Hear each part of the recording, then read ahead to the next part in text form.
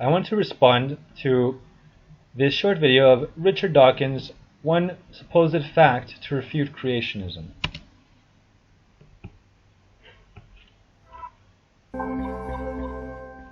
By the way, in my video, one of the stupidest atheist arguments, I feature Richard Dawkins in the second half of it, and I show how not smart he is.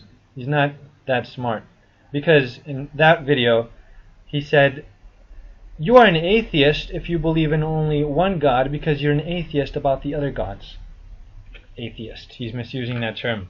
Atheist doesn't mean have a limited amount of gods. No, that's still theism. Atheism means total lack of any theos in your paradigm. That is atheism. But of course he didn't understand that, so I mocked him and I said something like, "You're married to only one woman. That means you're single. You have only one mansion? You must be homeless then." So that's the kind of the logic that this guy has. So I've already exposed him as a pseudo-intellectual that he is. But this is to beat a dead horse. Yeah. Because it's fun. Do you think there could be one... It's fun to take off the mask of invincibility or the mask of power that they have, because when you see videos of them on YouTube, you don't see anyone actually challenge them with good challenges. You see people who are afraid of challenging them, and if they do challenge them, it's people like on Fox News who don't really represent the truth. But of course he would try to depict all creationists like those people. Sentence that could convince, let's say, a creationist to seriously doubt their theory. Now, as for convincing people, truth doesn't need my recognition. Truth doesn't need his recognition or anyone's recognition. And popularity is totally irrelevant to the truth. So the thing about an argument is, you don't need to convince people for the argument to be valid. I once argued with a Muslim, and I showed how Muhammad contradicted himself, saying, you can't attribute to God human limitations. By the way, God has a human limitation of he cannot have an avatar extension of himself, as Jesus is the Son of God and also God at the same time, according to Christianity. So, and then the Muslim told me, after cutting me off and not letting me finish my argument, because he was, even though at first he said that he would listen, he didn't want any of that. He didn't want to listen. He was a liar. Later, the next day or another day, he said, "That argument you gave, I'm not convinced." And he acted as if that mattered. If you're not convinced, that's your loss, because you're going to hell. The truth is the truth, whether you accept it or not. Anyway. Ideally, if you could convince a believer in God to really doubt their belief, but that's too hard. Not sure about a sentence. I think perhaps the single most convincing fact, the observation that you could point to, would be the pattern of resemblances that you see when you compare the genes using modern DNA techniques, actually looking at the letter-to-letter correspondences between genes. Compare the genes of any pair of animals you like, pair of animals, pair of plants, and then plot out the resemblances, and they fall in a perfect hierarchy, a perfect family tree. More on that perfect claim. But before I get to that, I have to say that, what is DNA? Alright, DNA is just the instructions for your body's construction. So, DNA is reflected in your body, which is how you can know your ancestry without knowing your DNA. Because your body is an expression of your DNA. In a way, your body is your DNA, just as carrying out instructions tells you what the instructions are.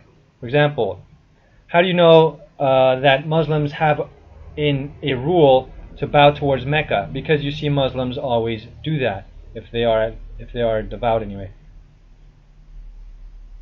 Likewise, with the body, it reflects DNA. Therefore, his talk about genes, it's meant to dazzle people. It's meant to impress people. But no, it's not really impressive, because what he's saying is equivalent to this. Bodies have similarities, therefore creationism is wrong. That's all he's saying. But of course he's being irrational, because he's not ruling out in a logical way creationism. And the only alternative to it being a family tree is that the intelligent designer deliberately set out to deceive us in the most underhand and devious manner. Look at how he smiled as if he accomplished Moreover, something. Look at his smile as if he most accomplished underhand something. and devious manner. Oh, he's like, oh, I beat that religion so good. No, because he's being. Hold on, let me finish this because I think I respond more to this first. Moreover, the same thing works with every gene you do separately, and even pseudo genes that don't. All right, so here's the beginning of my posted response to that shit. If monkeys and gorillas didn't exist and the closest resembling thing to man was a horse, he would say horses and humans are so similar, especially me with my long face, or I have a very broad forehead, so they would say that I look like, what? What's an animal with a big head? I'm thinking of a rhino, but no, not really. Anyway, you know what I mean. He would say horses and humans are so similar, they had to have evolved from the same ancestor. He would accuse God of being devious for making it look like common descent, when God just does whatever he wants, and he decided to make animals that look like humans. Whoop-de-doo, you haven't ruled that out. So, no, he didn't fool you, you fooled yourself.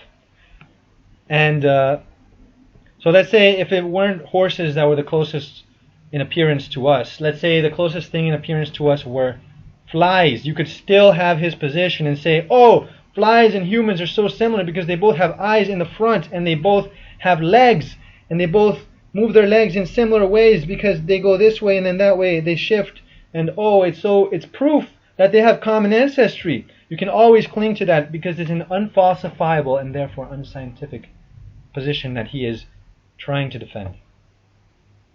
As for perfect hierarchy, bullshit. The dates of millions of years are as unreliable as someone saying that an egg in a washing machine decayed at a normal rate that eggs decay, making for a longer time to decay as much as it would have.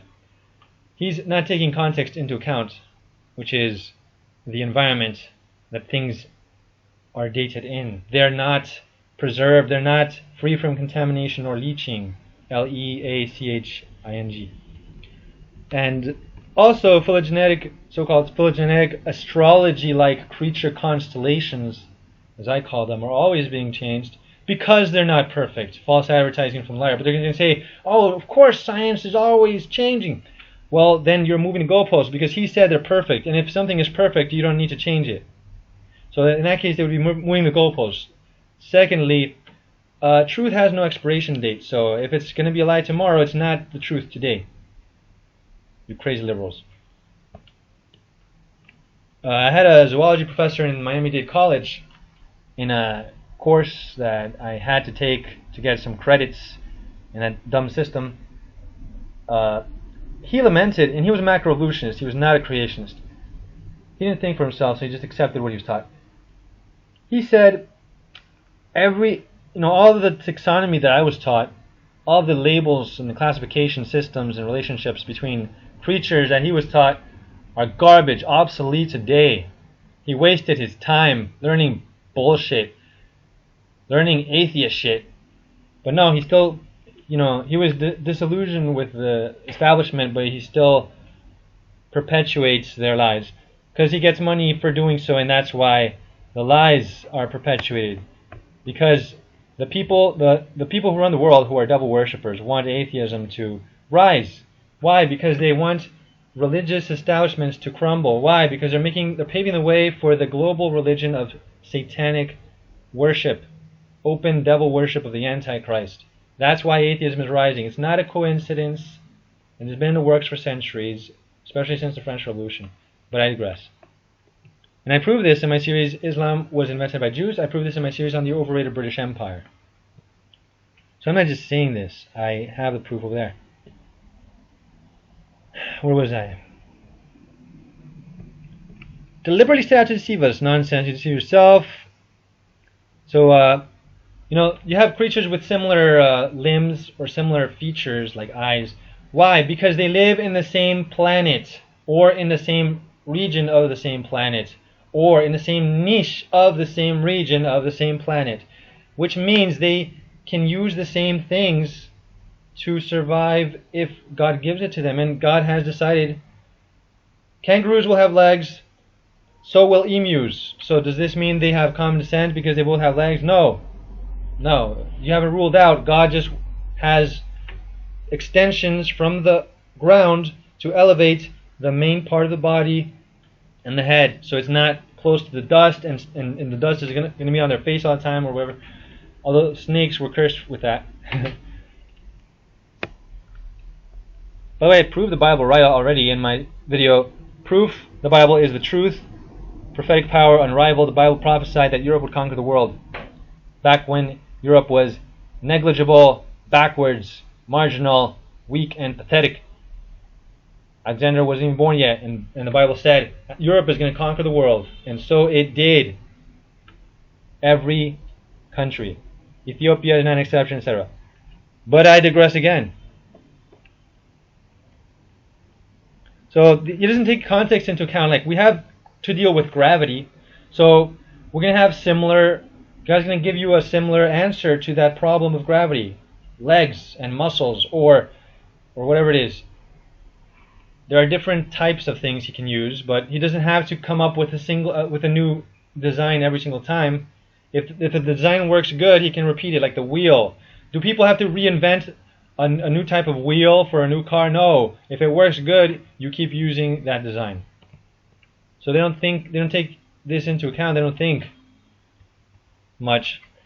So Dawkins fails to take context into account. He's not as intellectual as he wishes you to believe of him. Then he talks about pseudogenes. So here's his bullshit on that. Moreover, the same thing works with every gene you do separately, and even pseudogenes that don't do anything but are vestigial relics of genes that once did something. So, hold on. Where am I? Circular reasoning, an argument from ignorance, fallacies. Very rationalist, man. Saying, we don't know a purpose, so it has no purpose. That's the argument from ignorance, fallacy. And it's vestigial. You haven't proven that because you haven't ruled out every possible explanation. And the fact that you don't have omniscience to do so means you aren't warranted in making that claim. Look into how many times the establishment claimed something was vestigial, like what one of our organs, what was it? The bladder or the pancreas? Something was claimed to be vestigial. Well, we now know that it has a purpose. Even if it's not necessary for your life to exist, it can help your life. Like processing toxic stuff so you don't get health problems. He says later this, hold on. I find it extremely hard to imagine how any I have 2 minutes left after here. who actually bothered to listen, it's not really relevant, but dream case is PhD in geology from Harvard, and said, if all the evidence in the universe pointed towards an old Earth, I would be the first to admit it, but I would still be a young Earth creationist, because that is what Holy Scripture teaches me. You cannot argue with a mind like that. Hypocrite. Look at this, hold on. Atheist fanatics refuse to question certain assumptions, such as that nature is all that exists. I've argued with an atheist idiot who said he was willing to hear me out, and this was in person. I argue with atheists in person, not just online. I'm not afraid of them, even though they're taller than me, in most cases, and some have been violent, or threatened violence. Crazy atheist. Where was I? He said he was willing to hear me out, but lied and said that only to look unafraid of a challenge. I pointed out that the mind is free to think, ergo not a slave to physics, ergo not physical, as proof for the spirit, and he just clung to his blind faith that there could be a materialistic or merely natural way to account for the mind, for consciousness, for choice, even though it's logically impossible for something that is physical to be free from physics, which would enable it to be free to think. So no, there is no way for atheists to come up with a working alternative, let alone a valid one. So atheists confuse correlation with causation regarding the brain and the mind. And you can finish reading. Bye.